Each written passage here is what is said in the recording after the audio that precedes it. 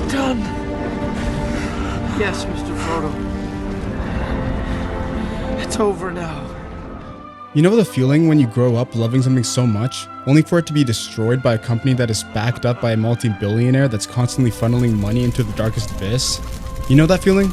Well, that's exactly what's happening to the Rings of Power, and it just keeps on getting worse. I heard about this series years before it was even released. The rumors were vast with this one, and I was excited for it. When I watched the first season for the first time, I wasn't bored by any means, but I was disappointed that they're purposefully trying to do their own thing rather than take stories from the book like Beren and Luthien and incorporate that into the series instead. That would have been way better than what they're doing now.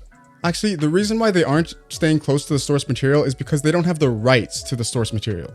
All they did was look at the cliff notes and the appendices to try and figure out where they should set their story.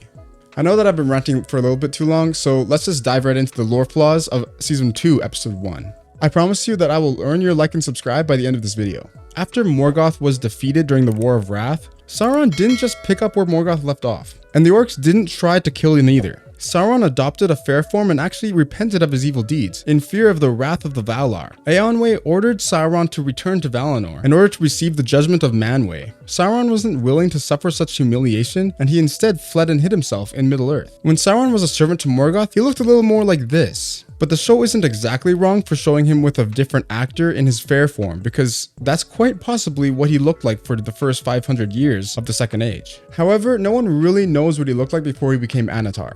Sauron also never turned into a ball of black goo thrusting himself down a mountain either. Like, what the freak is even that? Looking like the Venom symbiote making his first debut in the MCU. The Rings of Power series is supposed to take place between 1500 and 1701 of the Second Age, which means that Annatar should have been in the first season, so I don't understand why they had to create this person named Halbrand in the first season. It just makes no sense to me.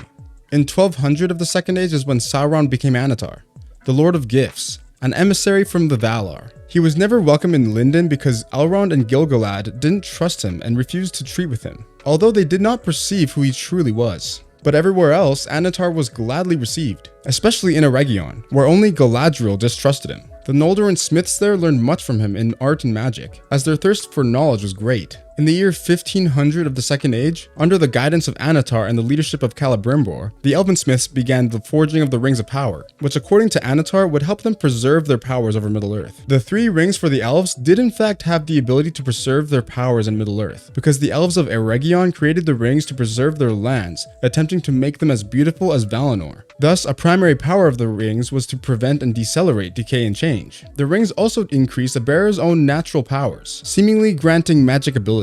I also wish to discuss the powers of the stranger guy, because if he's not Gandalf, they're trying to pull some sort of fishy prank here. He's basically in search of a staff, and since he doesn't have one, that's probably why he can't control his powers very well. But if he is Gandalf, then that still wouldn't make much sense. Gandalf arrived in Middle-earth 1,000 years into the Third Age, and it was not by an asteroid, it was by a ship like the elves normally do. And he also didn't get dementia either. Gandalf demonstrated extensive knowledge of the land, and an assortment of magical abilities from trivial to essential. Gandalf was the bearer of Narya, the Ring of Fire, and described himself as the servant of the secret fire, and wielder of the Flame of Honor.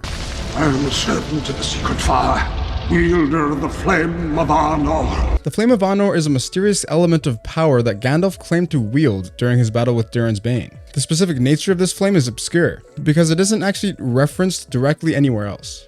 Many of Gandalf's displays of power were related to fire in some way. It is not known though whether or to what extent his possession of Narya affected his abilities. He created blinding flashes and other pyrotechnics to distract the goblins of the Misty Mountains during the dwarves' escape from Goblin Town. On the eastern slopes, he turned pine cones into flaming projectiles that threw hot sparks and started fires that would not easily go out. When the Fellowship was attacked by wargs in Hollin, Gandalf spoke words of power to inflame the trees where the company was camped. While crossing the Misty Mountains with the Fellowship, he was able to start fires under blizzard conditions. On the journey through Moria, he created lights of varying intensity, magically secured doors, and broke the bridge of Khazad-dûm. He fought and killed the Balrog of Moria, although he did not himself survive the battle. Sent back to Middle-earth as Gandalf the White, he possessed greater charisma and a limited degree of clairvoyance, although he was unable to peer into the land of Mordor to see the progress of Frodo and Sam. His power and authority had increased so that he could break Saruman's staff with a spoken command.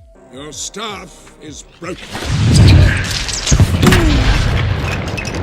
He also prevented Sauron's eye from locating Frodo. He frequently used his powers for entertainment. He blew glowing smoke rings that moved around the room at his direction, and was known among hobbits for his fireworks display. For example, at Bilbo's farewell party. When angered in battle, he seemed to grow in height and assume a terrifying aspect. Though not as keen as elves, his eyesight was sharp enough to see in darkness and into the unseen. If I was monetized, I would probably feel more inclined to go deeper into this episode, but just as a bonus, this guy was not the first Uruk. This guy was. Well, I've swapped my thoughts, and if you want to see my thoughts on why the offspring resembles the engineers in Alien Romulus, then you should check this video out right here, and I will see you there.